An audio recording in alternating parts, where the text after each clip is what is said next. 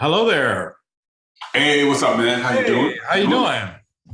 No, same soup, just reheated, but I'm good. How about yourself?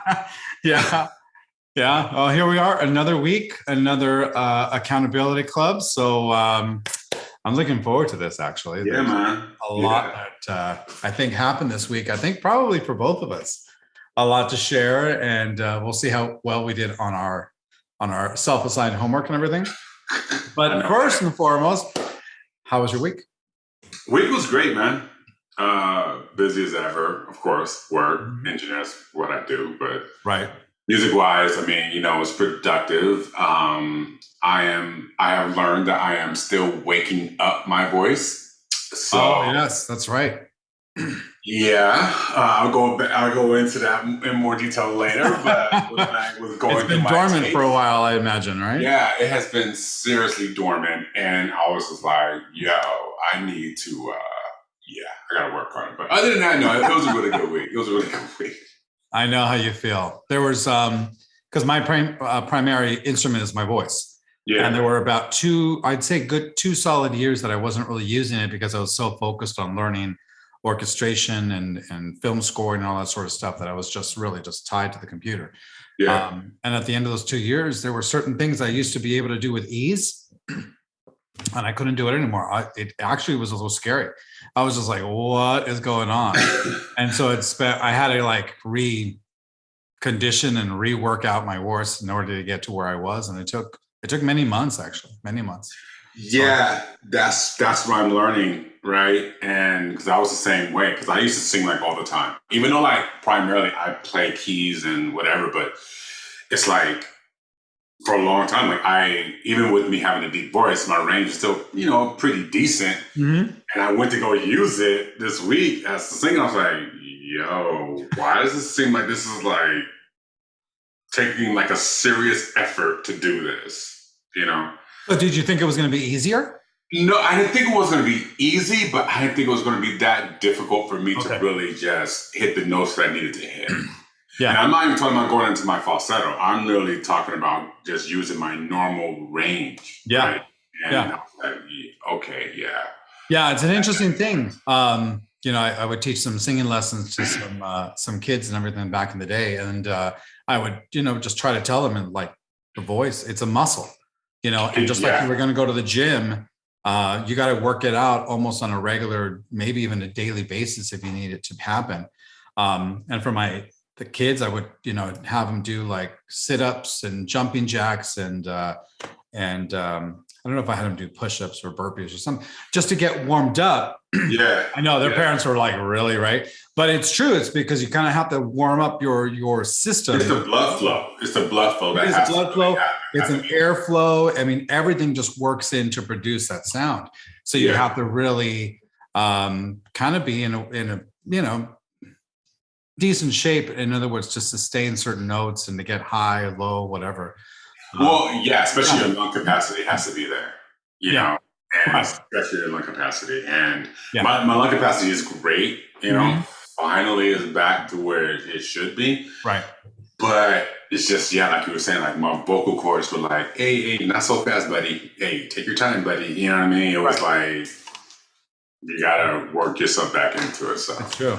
I found that one of the best exercises for vocalists was swimming. yeah, Swimming yeah, is definitely one of them. And then the second one, a buddy of mine, his name is Jeff Simon from back in the day. He used to sing songs while jumping on trampoline, yeah. trying to like keep. And I was like, oh, that's a great one. And yeah, How's your wind? you have to. Yeah, it's a great way to sustain it and everything like that. Hmm, So hmm. so stuff like that. So cool. Awesome, pal. All right, well, let's go ahead and get started. So do you have a question of the week for me this week? Maybe I think I saw. I do actually. I do. So we'll start with you this time. All right, so check this out. So I was watching these videos, and the whole thing with Avid, their pricing thing changed, and all Right. subscription based, and Mhm. even because I run in Pro Tools Ultimate, right? So it's like even running that version of DAW, they make it really accessible for anyone to get now, right? Okay. Especially because it's subscription based primarily. If you want to buy it, you can. If not, you got subscription. Anyways, but I heard someone comment that says with Avid being the industry standard that it is, And now it's real easy for the normal at-home studio person to obtain Pro Tools. They're Mhm. like the need for a full-blown studio is now out of the window. You Okay. know, what do you think about that? Well, first and foremost, I Yeah, sometimes have a little bit of an issue when, we're here in 2020, right? The middle of 2020. Wow, I'm spacey. yeah, hey, yo, man. 2022. So sometimes I take a little bit of an issue when people say it's the industry standard, simply because when we're talking like full blown studios, we're talking like, Warner Brothers or, whatever. Okay, for those high end multi-million dollar Yeah. studios, is it the industry standard? Yes, I guess it is, because they've invested so much money in their gear and all the, the extra hard drives and, the processors and everything, that at that level, yes, it is the industry standard, probably because they don't want to pull back because of all the money they've already invested, right? That being said, when it comes to our level of general people, that doing the studios in their own home and everything like that, is it the industry standard at that level? I have to say that I don't think it is. I don't think it is. I think, there's a lot of other options that, again, in my humble opinion, are better options than even Pro Tools are. I'm a Cubase guy. I spent many time researching all these DAWs before I decided on Cubase. You're a Pro Tools guy. I have a lot of other people who are on Logic, that a lot of my buddies who I love Logic, but Logic is only for Apple users. You can't do it on Windows, from my understanding. Um, so, so that's the thing. I mean, industry versus majority. I don't know. But you get what I'm trying to say, right? No, Um, I get it. I get it. yeah, yeah. And truth be told, I mean, I think Avid being as great a company as they are, there's a lot of things that they've done to not stay on top of things. A lot of things. They just implemented that dark mode, like what, like a year ago, maybe, if that, sort of a thing.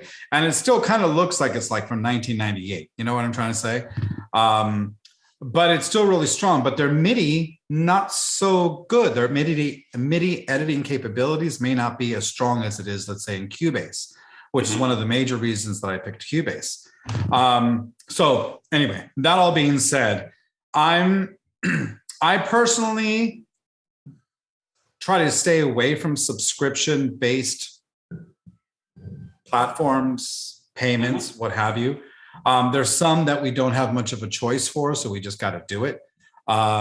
So I think, God, I wish I can remember, but there's this one company that was going to start going. It might have been Avid, actually. Didn't they go all the way subscription? And Actually, now no. they're considering bringing back perpetual licenses again. No, perpetual never went away. Perpetual It never went away. Okay. I thought that the only thing is like a perpetual. I just renew my maintenance agreement every year, right? So then what that does is that allows me to also get the next upgrade path that's coming along, right? So and typically, how much does that cost you every year? 300. 300. Wow, that's a lot. Well, but see, also you got to also remember, I'm not running the midline Pro Tools. I'm running Pro Tools Ultimate, right? Which is their highest top tier. Which gives you how many tracks, audio tracks available? I have 2048. 2048. Okay.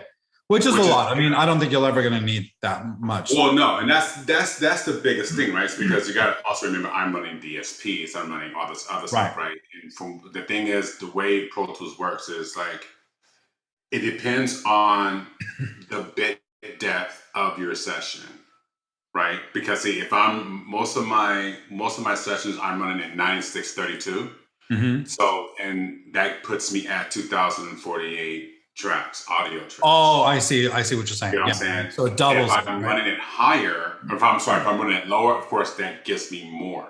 Right. So but my biggest question really was like, since whatever DAW it may be, whether it's Cubase, Pro Tools, is there really a need for a full-blown max out studio anymore? Or is it like a home studio is good enough now? because things are so easily accessible, whether it's prescription or perpetual license. Yeah. You know, at the end of the day, there's I'll say something that one of my teachers told me, and that was Chris Bradley, who said, you know, at the end of the day, when the end user is listening to your track, do they care whether it was a plugin or an actual, you know, physical thing? Are they really going to be able to tell the difference? Are they going to care? Probably not. The only ones that care are people like us, right? It's like, ooh, check out what I got. Check out this new shining thing, you know? Now, there are some slight differences, I think. You might be able to get a little bit more bang for your buck with something like a physical compressor versus a plug-in. That might be true. But at the end of the day, I don't think it's going to matter. Exactly. And I think that's where the argument, well, not really argument, that's where the question came about, right? The guy was like, yeah, there really isn't a need for $1 million studio anymore, because now you can do pretty much anything from home. You know, which is a beautiful thing.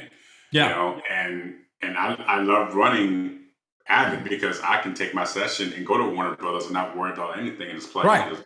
Yeah, because you're just basically turning in theoretically either audio track files that they import in. No, I don't do that. I just take the entire session folder.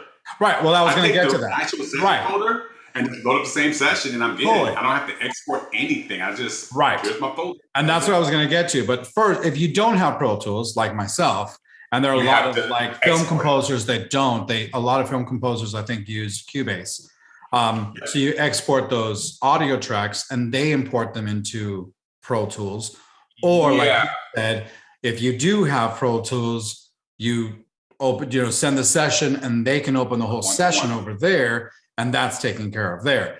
So yeah, there's a lot of ways that you can do it that you don't necessarily, need a big studio like before. And two, don't even necessarily need Pro Tools as much as you might. Yeah, back in the day, I would say that was the thing to have, right? But now, like you said, Cubase is nice, dude. I mean, it's from what it's not. There is no DAW out there now that is hardware dependent. I mean, which is great. But the hardware it's up to the hardware that gives you the capabilities of what you want to do. Right. So, but that's where it all comes in at, right? Cool. But yeah, man, it's there really isn't a need now for these huge studios anymore, man. Those days are pretty much gone. Like, and imagine where we're going to be 5 years from now. You know, imagine. I don't even want to think about that, because who knows? It's like everything is here. I mean, we can go out and buy new hardware like it's nothing now, and not really worry about that. Yeah, computers are going to get to the point, because I mean, we're again just talking audio at this point, right? We're talking audio that we listen to, and there is a ceiling as to how much we can. You can actually perceive, audio, wise, right? So we're probably going to hit a ceiling where everyone just like caps out and everyone just stays there, because there's really not much need for doing too much more. Kind of just like TVs, right? We have 4K, 8K kind of came out, and let's just pretend we go to 16K. Let's just pretend. At that point, our eyes, are we really going to be able to tell the difference between 16K and 32K? Probably not, The whole 8K. So we hit that ceiling, right? Yeah. I think the whole 8K thing is like a huge gimmick, like the whole 3D thing, because the human eye cannot see anything really past 4K. Exactly. I'm going to be probably honest with you. Right. It's like we have an OLED, and we have this Sony OLED, and this beautiful TV, but they were like, I wonder what 8K looks like. And we actually saw one, we're like, so you want us to pay triple the money where it's newer and it looks brighter? No, bro. We're good. Cool. All right. So let me go ahead and give you my question of the week for you. My question is this: how do you start your productions for your songs? Do you have like a template that you open up that you go from there? Do you typically start with the hook, the melody, the lyrics? Give us an idea of how you start, not necessarily how you work it through and end it, but how you typically start a production. Are you talking about also like creating a song from scratch? like a production, like producing a song from scratch, or if I have an existing track that I'm beginning to record to and produce that way? For the sake of the question, let's pretend for a moment that you actually have, the song written down, like it's written down on paper. You've got your chord, layout, your chord structure, excuse me, your song structure, your lyrics, and your melody. Let's pretend, but let's pretend for a moment it's all on paper, right? So how do you now start getting that into production? Well, the first thing is like when I am writing something like that, I already hear the groove in my head, right? Mhm. And so I'm already like vibing on it. Like, you know how people just hear music and they're bobbing your head. Nothing can be playing, right? But to that person, they hear it. So I'm literally writing to that as I write everything down. So when I get to it, I load up my stuff in NI, and I always start with the drum track. And then even before I finish my percussion, the drum track, I immediately may start going into my chords. I just start laying chords. And if I'm there, I'll lay a bass line. And then once the bass line is laid, I'll go back to my drums and I'll fill the holes in. I'm like, okay, I can do this. I can layer that. I can layer my snares, my snaps, a few more claps. I fill it out. And then I mute everything. I mute the instrumentation and I just listen to the actual drum track. And I'm like, okay, I'm vibing off it. I'm feeling it. I put everything back. And then once I have the essential groove down, the bass line down, that's when I start adding little things here and there, like the bells and whistles, different sound effects, things that fill in, things that all of a sudden you may hear like a bling, like out of here, like over here on the right, but it's like ear candy every 8 bars, right? It's not expected, right? So it's like then all that stuff fills in, and then I may add a little bit more instrumentation to now separate between the hook and the verses. And I'm like, okay, do I want a bridge in there, or do I want to just like do a complete breakdown for the bridge? It depends on the vibe of the song, right? Okay. So once I have that music all done, and then the way I do my beats or my songs, I do it in sometimes 4-bar or 8-bar sets. Okay. Right. So if it's a hook, I typically do in an 8-bar set. If it's a verse, I typically do in a 4-bar set because it depends on the variation within the actual verses. Okay. Right. Like my style can change mid-verse. So that means the groove can change and then it goes to the hook. Right. So I do things in sets and then I piece it all together. Okay. And then I listen to it back. Usually takes me a couple of days, but sometimes I can bang a song out in a few hours. Just depends on the groove and how I'm feeling it. So if I'm hearing you correctly, your drum groove and your bass, your drums and your bass, you kind of create a groove there, and that's kind of like laying the foundation. That's the foundation, which you then build upon. Yeah, does that sound right? Because I am notorious. My boy Tim taught me this. Like I am notorious for creating my own sound, right? My own kick drum. So some people may use 1 or 2 kick drums and they're like, oh yeah, that's good. Nah, bro, I use like about 5 different kick drums at one time. And I set the levels up because I want one that gets me a little bit more bottom, but I don't want to carry too much, right? So I just have it very, very small. Then I have one that gives me a little bit more top. You know what I mean? So I just set it up. So you blend it to create the one snare sound. The one snare sound, the one kick drum sound, the way I want it. Some people are like, hey man, just use that 808 and you're good. Nah, man, I don't want that long.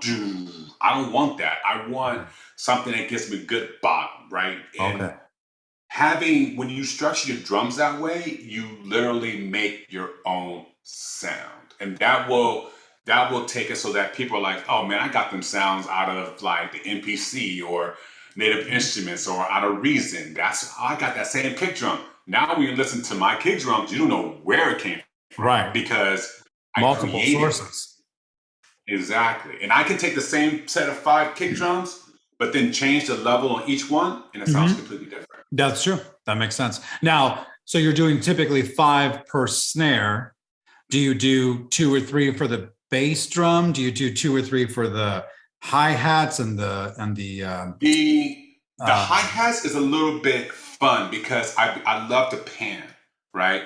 So I love to like, you know how you have that hi-hat that, you know what I mean? I like to take it where it's like tick, tick, tick, tick, or tick, tick, tick, tick, tick. You know what I mean? I'll play it off where instead of I do like 1 and 2 and 3, right? As far as the count for a hi-hat, I'll do 1 and, then I would skip 2 and, then I go to 3 and 4 on the right, but then on left, I'll go 2 and, but it's a different hi-hat. So then it gives the listener an experience going, oh, it's like you're making love to a person's eardrums, right? Because it's constantly changing. Okay. You know what I'm saying? You're like, ooh, that is just soothe me. You know what I mean? I'm feeling how that sounds. So it's like when you layer your drums and even take kick drums that you would normally find like in an orchestration, like timpalis, the big old drums. Oh, right. The timpanis. Yeah, put those in your kick drum, right? But shorten it so it's not like the full boom. It's like boom, real quick, and all of a sudden you're like, "Oh, where the hell is that kick drum? And I can't find it." Nice. You know what I'm saying? Yeah. Nice, cool. All right, cool. That's awesome, dude. Okay, great. I'm gonna definitely have to try some of your tricks. Try that, dude, because that's what I did with Rise. If you were to see the session for Rise, it's like the drum section is literally like, I don't know, I think 30 tracks. Really? Just drums. Yeah. 30 tracks, just the drums. 30 tracks of just percussion. All right, cool. That would definitely have to check. That's awesome, actually. That's really cool. It's fun, man. Okay, cool. So let's get to our homework from last week. Let me go ahead and remind everyone what our homework was from last week. So yours, dude, was 3 things. 1, record Life is a Symphony, a new vocal for that. Yes. 2, produce a cover, This Is Why I Love You. Yeah. You were going to do piano and cello production, if I remember correctly. And then start a new song for the album. Yes. Myself, I was going to do 4 things, and that was complete the 20 songs learned on piano, complete my jazz demo vocal reel, work on the Dancing with Devils orchestration, the horror orchestral composition. That's what I'm looking for. And then start a setup on the new band, the Dirty Martinis. So that's a recap of what we were going to do. So let's go back to you. So number 1, record Life is a Symphony. How do we do? Yes, I successfully re-recorded it. Oh, and by the way, I saw your video on IG, man, of you guys rehearsing. Oh, right. Yeah, I like that. Keep that shit. Thanks. Anyways. That was random. It was, man. I was like, oh, they got Lee, they're vibing, dude. I'm feeling that. All right. So yeah, I did re-record My Life is a Symphony. I like it a lot better now. I'm more laid back. I'm definitely feeling it now, and I love the way it came out, right? Okay. A whole vibe to it now. In fact, I was just going to do just the main verse vocal. I ended up doing my vocal and my ad-libs, and I actually ended up adding to my talking points because I was feeling it more, right? So I'm glad I went back and I changed it. Nice. So yeah, that got done. This Is Why I Love You. I did the piano track. Well, actually, let me pause you right there because we do have a sample of Life as a Symphony with your vocal. Is that right? Yeah, it's okay, cool. That's the brand new. So let's go ahead and just listen to about a minute or so of that real quick, and then we'll go on to the next one. I just want to kind of go in order here real quick. Yeah. Go ahead and share this with everybody. And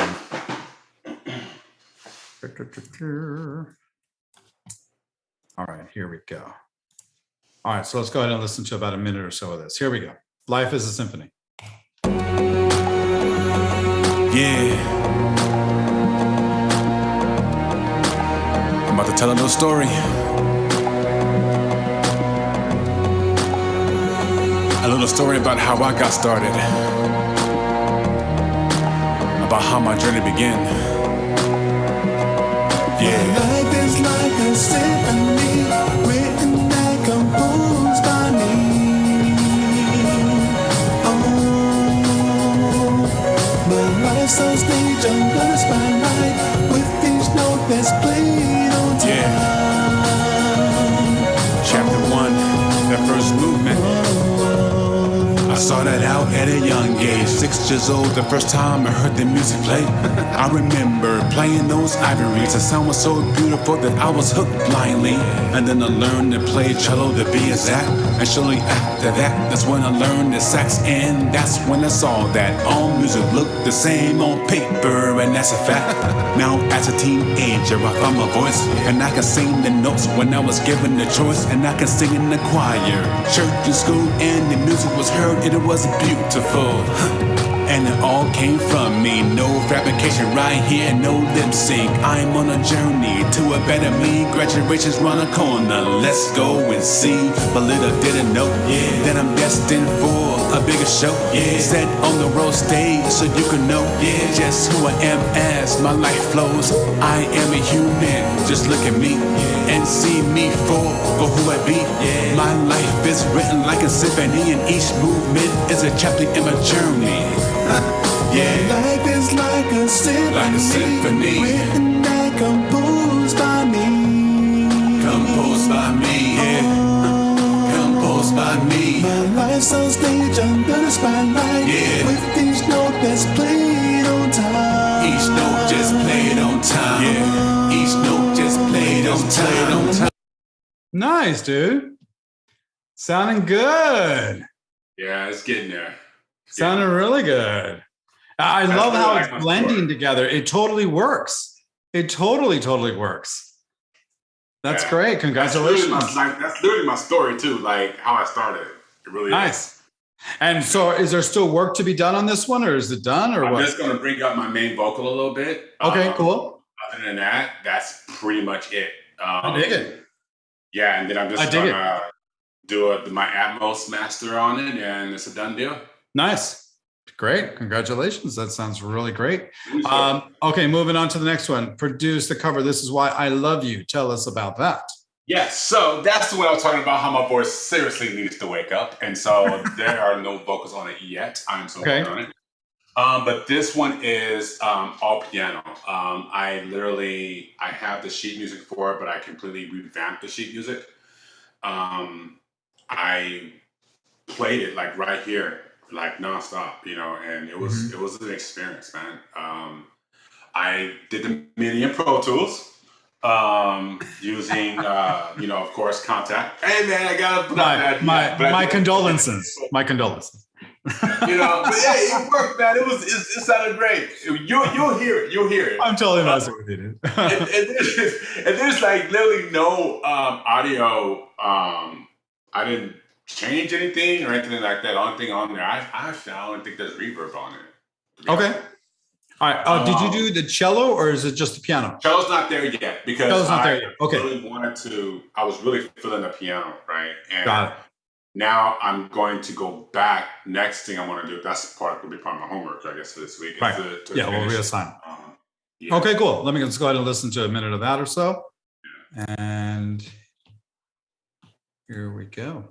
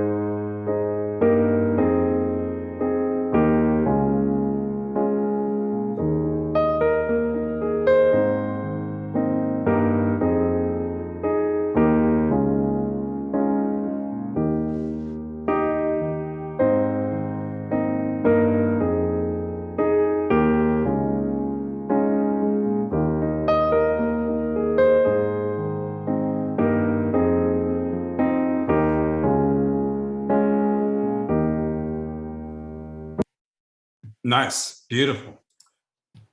So Alicia Keys. That's Alicia Piano? Keys piano. Piano, right? Okay. Yeah. Nice. I like how soft it is. Yeah, it's soft, but yet it has a lot of character. There's a really, yeah, that's definitely in my top 5 pianos that I use in my songs for sure. Yeah. Cool. So then you start the cello and then the vocal, and that's just going to be 3 things on this? That's literally going to be it, because I want this song, because the original song has all these other strings in it, but I want the song to be primarily just like a piano, a cello, and a voice, right? Okay. That's what I'm aiming for this one. Okay, cool. Yeah. Nice. Awesome, dude. And then your new song for the album. Did you get a chance? I did start one. It's not finished yet. I started production on it. The song is called Change for You. Change for You. Okay. Yeah, and it's a motivation type song, right? It's like don't change for anybody else but yourself. That's literally what the premise of the song is. But so far I am working on the whole beat part, and it's coming together like really, really well. Nice. Again, I'm layering, so You're what? I'm layering all my stuff. Oh, you're layering. Sure. I'm layering. So totally. yeah. All your percussion layers. All my percussion, drums, yeah. Gotta make it fun, man. That's awesome, dude. Great. Awesome. Beautiful. I love it. Okay, so let me go ahead and work on mine real quick. So the 20 songs, I got to 19. I actually counted them this time. Nice. And yeah, I think last week I said I had 18, which I actually think I actually had 16 or 17. But now I'm at 19. So I'm just shy of completing the 20. But it's cool. I'm starting to get a lot more memory and muscle memory sort of a thing with the pianos that's just starting to come automatically with these songs. It's like, okay, play that song. Okay, cool. Boom, boom, boom, boom, boom. It just starts coming automatically, which is great. It's all about a repetition and just, doing it as daily as possible. You know what I mean? Exactly. Yeah. So that's where I stood with that one. I got I'm the number 20, I think it's 19 or 20, learning a song called Autumn Leaves, which is kind of like a jazz standard. But there's this one version out there that's beautiful version, which is by Ava Cassidy. I don't know if you've ever heard it. But she does I've heard. little changes from the standard version, which is beautiful, really, really nice. So I had to actually change that. I think she has it in B flat minor. And I had to change it to G minor, I think it was, to more fit my range. So working on that one, that's really, really cool stuff. And then working on some more Billy Joel stuff, which is always fun. Cool. My jazz demo reel, that's where I screwed up. I only did one more take. It's not one more take, but I completed one song out of the 3 or 4 that I want to do. A lot happened this week, which we'll get into in a little bit. So I fell short on that one. But as far as Dancing with Devils, which is my orchestral one, I do have something to share with you on that one. Yeah, and I realized that last week I didn't share with you my other one that I'd done previously, which is, I think, the Mission Accomplished one. I don't think I shared that.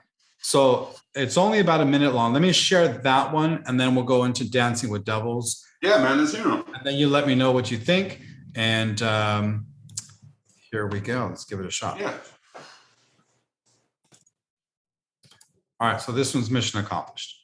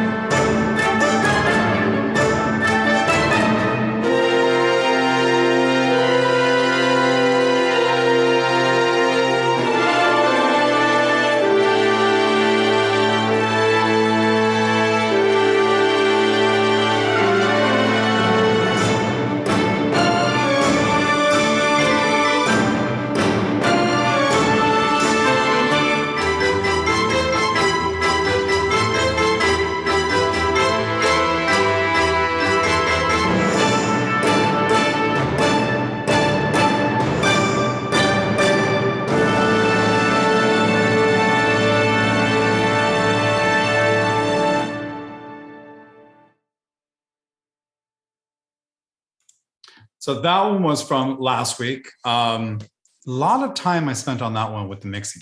A lot of time, but I think it sounded pretty decent, especially when you consider it's all, sample based and everything like that. No, it sounds great, man.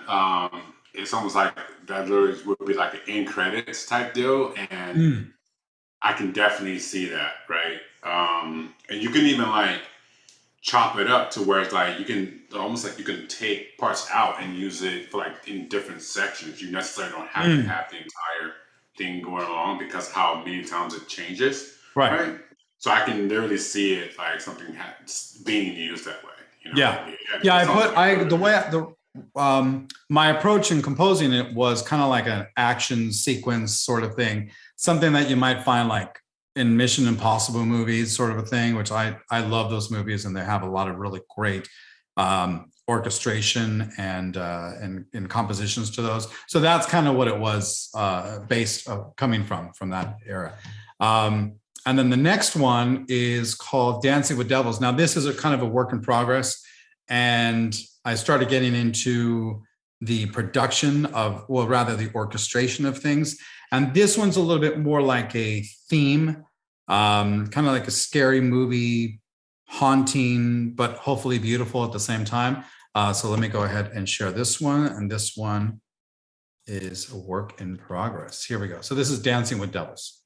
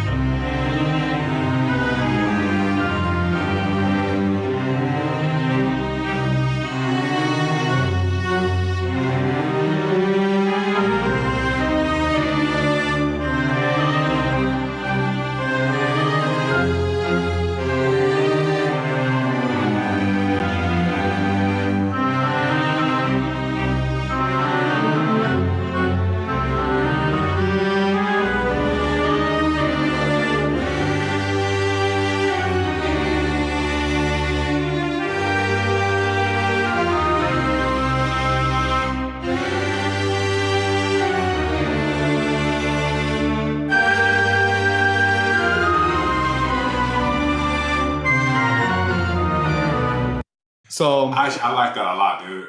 Thanks, man. You know what? That sounds that could. Hey, Disney can easily scoop that up and use that in one of their like animated type. I can hear it, right? Especially the way it begins. It's like someone sneaking around and that when I saw them like, oh, that sounds it's very cinematic, but I can definitely see them using that for like one of those huge animated type films they be putting out and all that. I can definitely see that. That sounded good like already, like the way it is. Oh, thanks, man. I want to hear what it sounds like when it's done. Yeah. Yeah, I'm still working a little bit on the orchestration. Again, it's just kind of the piece is kind of written out. The structure is pretty much there. I'd say like 90%. There might be some tweaks I do towards the end, but then I started in on the orchestration. The full thing. Then we'll add we might add some brass a little bit, but then the big thing is probably going to be the percussion that comes in and really elevates it. There's this part where the 2D part where everything comes in, including the percussion, to make it very grandiose sort of a thing. So we'll see how that goes. I think the piece is running probably around close to 4 minutes. So it's like a full length, like theme sort of a song.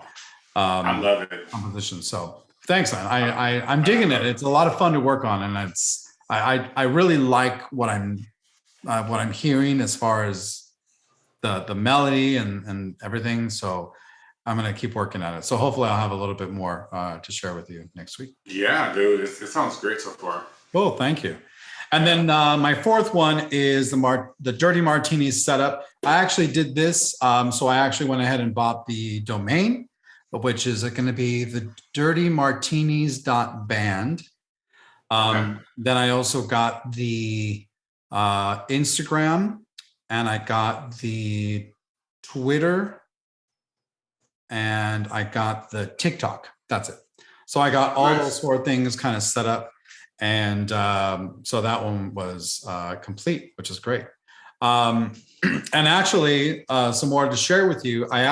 We had our first actual gig for the Dirty Martinis last Wednesday here in downtown. Oh wow! Okay. Yeah, it went really well, and I think we got a good reception.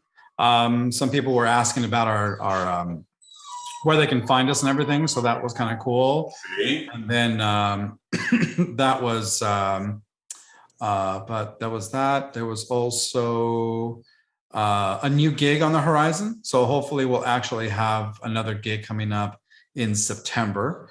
We do have another one coming up at the end this month on the 30th, and then hopefully gig number 3 in September that hopefully I'll book within the next week or two. So that was really cool. And then in other really cool news, which this was the big surprise for my week. So I sometimes go on Facebook. I don't spend a lot of time on Facebook because I'm trying to, be a little bit more productive. So I was about a day late learning this, but my album that I created last year called Cantina Rock was accepted to Warner Chappell Music. So it's actually there now, which is great. But the actual news is that it actually got picked for being one of their latest edition of choice cuts, I guess, for this month. Which is really cool. And let me just share that with you real quick. Yo, congratulations on that, man. So Warner Chappell Production Music. So yeah, if you type in my name or Cantina Rock, you can listen to the whole thing. And you can also see it right here. It's all, I think we have 10 tracks on this thing right here. But the first track, which is called Forevermore, was actually picked as a first choice. I don't know what they said. There's something about the best music to promote this month or something to that effect. Let me just play a snippet. Let me see if it works.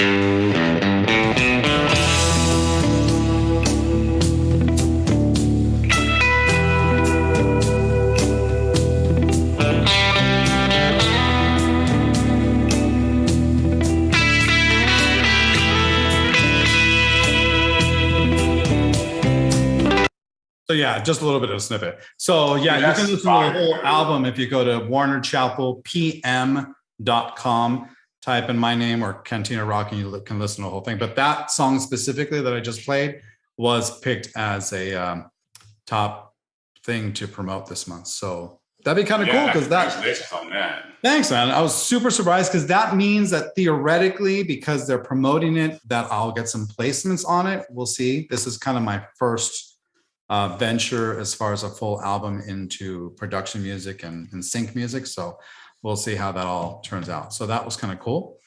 And then the last thing I was going to share with you is that I'm working on a huge new template for Cubase. Okay. I've done some things on my channel to how to set up a template and how to start one from scratch. But I actually got some emails from some of my followers on YouTube asking about getting my template. And in preparing for the next episode where I really lay everything out as far as the mixing part of it, where everything's set up, I thought, you know what, I'm going to create an actual template from the ground up. And this thing is going to be, be very thorough, like very automated. Everything's ready to go. So all you're doing is putting in your MIDI and you can like pretty much export it from there. And theoretically, it'll sound really lush and ready to go.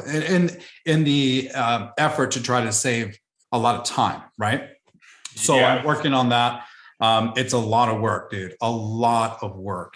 And I'm using the Spitfire Audio BBC Symphony Orchestra, the professional version. So it's going to be really just using that one for the most part.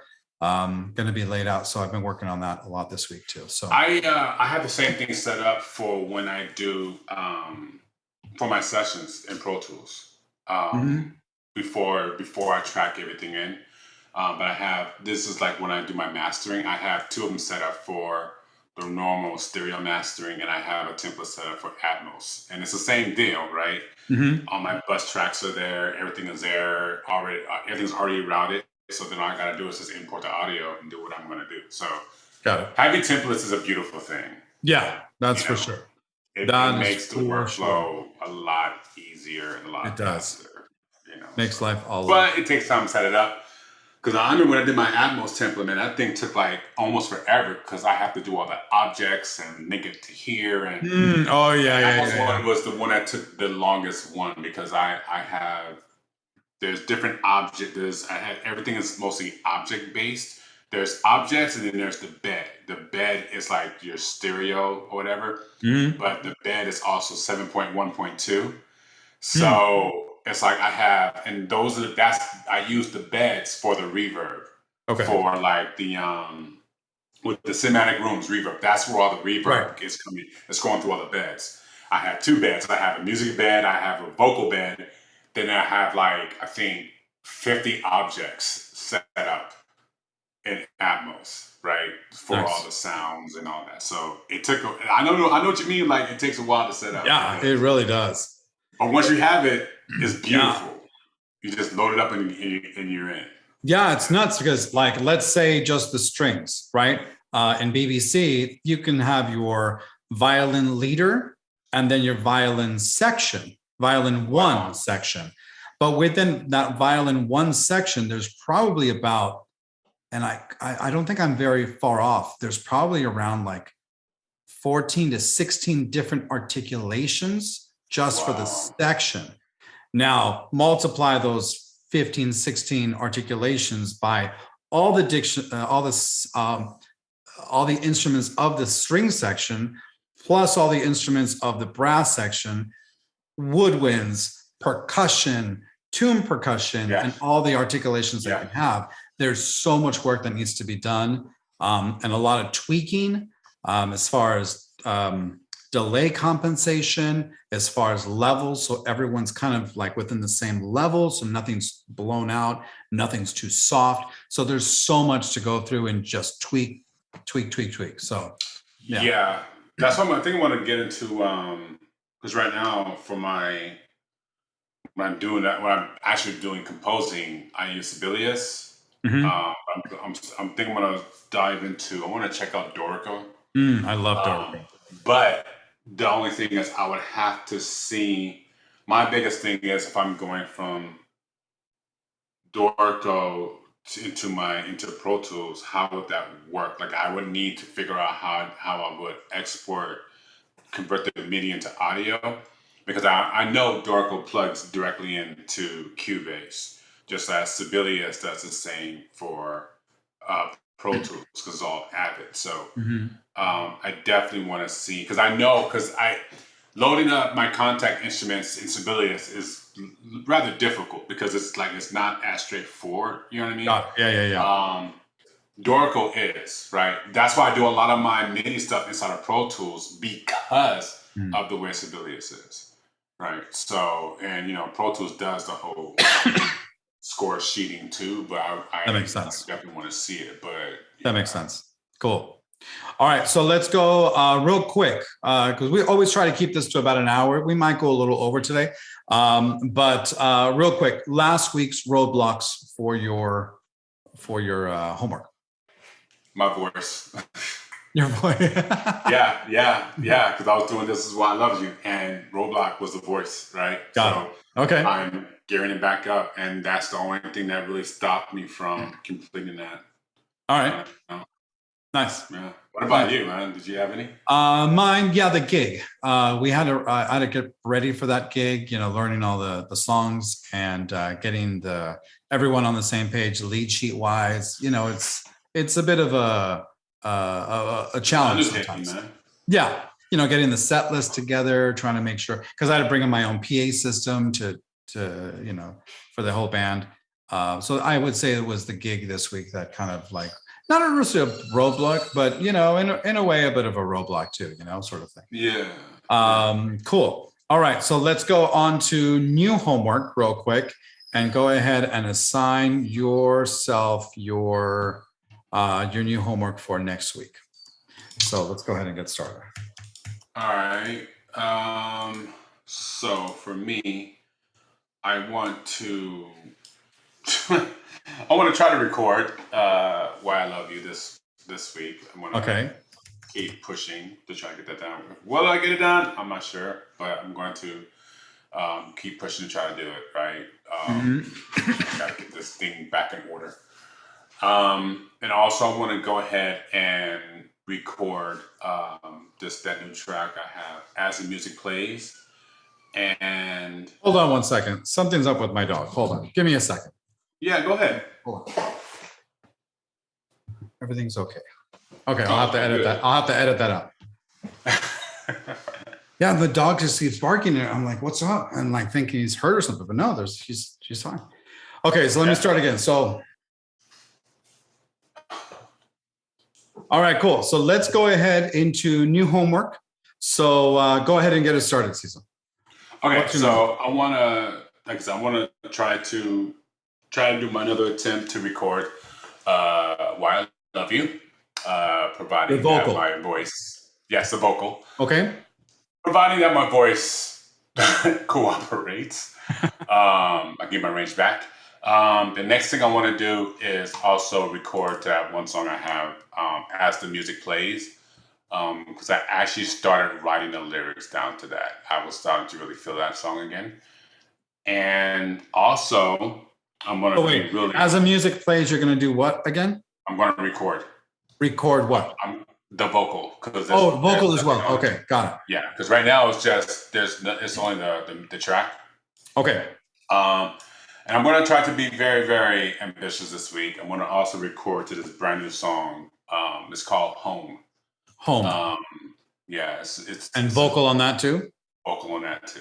Yeah. So cool. That's gonna be a vocal week for you, pal. Yeah, it's gonna be a vocal week. Vocal week, my man. Vocal. Don't forget your jumpy jacks. Gotta do it, and the burpees. Gotta do the burpees. I gotta, I'm slimming down, so I gotta make sure I'm. Yeah, you are. Gotta keep, top notch. Totally, I totally get it. All right, cool. So we got 3 things for you: vocals on all 3, "Why I Love You," as the music plays, and "Home." Home. Yeah. Okay, cool. That's my baby right there. Home. Anything else? Are we good? Nah, that's enough. That's enough. Yeah, probably true. All right, cool. So for me, I want to finish the jazz vocal demo reel. Okay. Hopefully I can do that. That's number 1. Number 2, continue with "Dancing with Devils." Cool. I want to give myself one more here. I'm going to be working on my BBC template.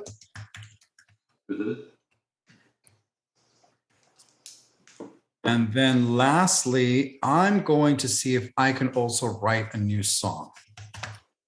So that's what I'm going to write a new song. And I'm going to try to have like a little demo, piano or guitar with vocal, just to give a little bit of an idea for that song. So we'll do that with a little bit of a demo. So those are my 4 things: jazz demo reel, continue "Dancing with Devils," continue the BBC template, and write a new song with a demo so you know what it's all about. Cool? Nice. All right. Man. Sweet. All right. Next on the agenda, we're going to be doing our new music selection. So we gave each other a song each last week. Yes. And why don't we start with you? What did I go ahead and send you this? You gave me a "Crawling King Snake" by the Black Keys. Yeah, I'm digging that. What'd you think? Guitars, man. I like the guitar. Dude, the guitars and the percussion, man, was just, man. It reminded me of like some 70s rock. Mm-hmm. Like like some Fleetwood Mac or some, you know what I mean? I was Right. just like, yo, I'm like, this song came out in 21? Like, what? You know what I mean? I'm like, Right. Yeah, totally. I was Had a very feeling that, vintage though. quality to it.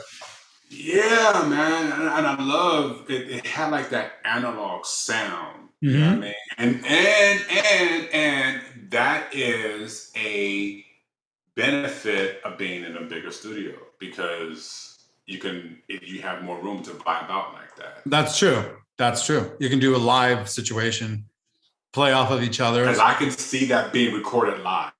Yeah. Like in a studio like that, the way it sounded. I listened to about 4 or 5 times. I was like, yo, this was not done like take 1, take 2. Let's say this. Okay, now you go in and do this. Now you go in and do that. No, they were in that studio together. Like because you can just hear how it. You know what I mean? Like, yeah. Yeah. No, I really liked it. I stumbled across that a little while ago, and I was like, oh, this is really cool. I love the sound. I love the vibe. They had the man. the gritty, blues rock thing going a little bit. Yeah. I thought you might dig it. So yeah, that joint right there is kind of nice. Nice. Cool. And then the one that you gave me was called "Don't Keep Me Down." Yeah. And this one kind of threw me a little bit. I know.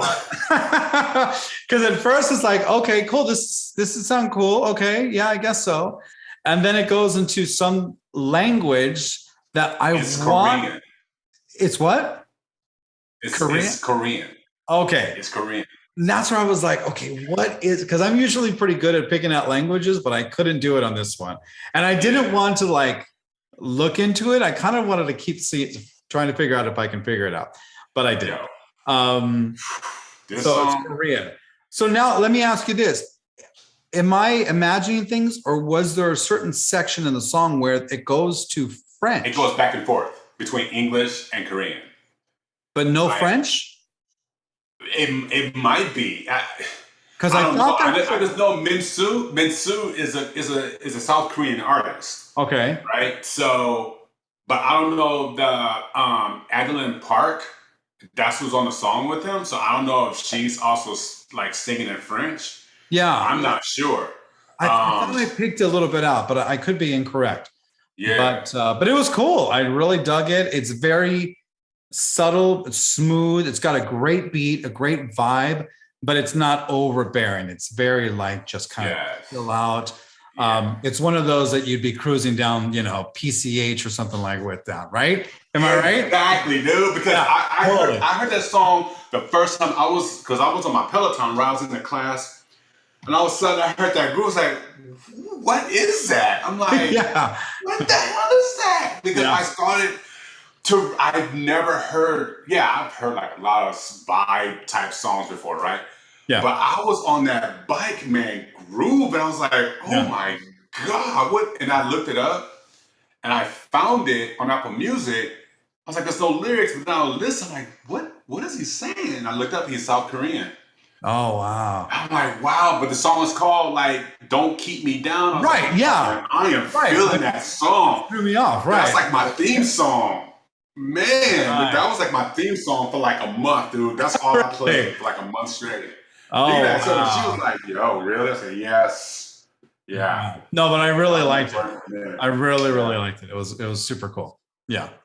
Very cool. All right, cool. Yeah, all right, cool. So you've just given me the idea from what you just said. You just gave me the idea of the next song I'm going to send you. So I already know what I'm going to send you for next week. Okay. Yeah. And see if you like it. Okay.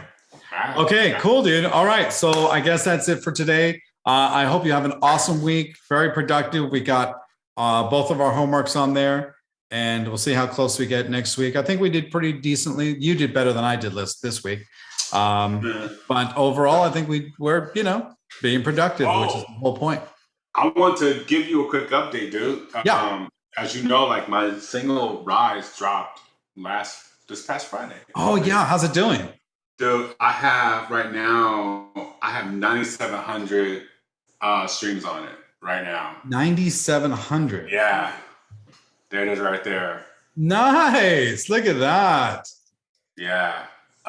There's 15 people listening right now. So That is It's awesome, going- dude. Congratulations. Let me see if I can bananas pull it right up here real now. quick. Yeah, and like I have like over 1,000 listeners and like 1,800 some odd listeners. I was like, yo, where's this coming from, bro? Okay.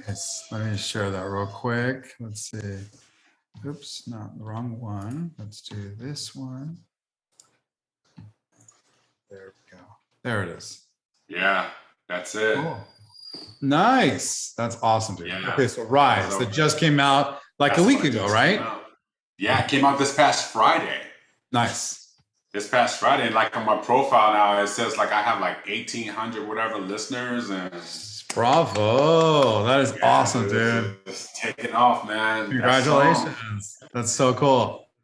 Huge impact. All right. Well, we're gonna hear a lot more now. You gotta keep that going, momentum man. going now, right? Oh yes, most Totally, definitely. yeah. And again, that's Most what this is definitely. about too. So that sounds great. Exactly. All right, pal. All right. Well, awesome. Great to see you as always. We'll see you next week. We'll chat later on, and we got our homework, and we're good. Sounds good. All right, pal. Have a great week. We'll talk You then. too, my man. See you later. Okay. Bye-bye. See ya.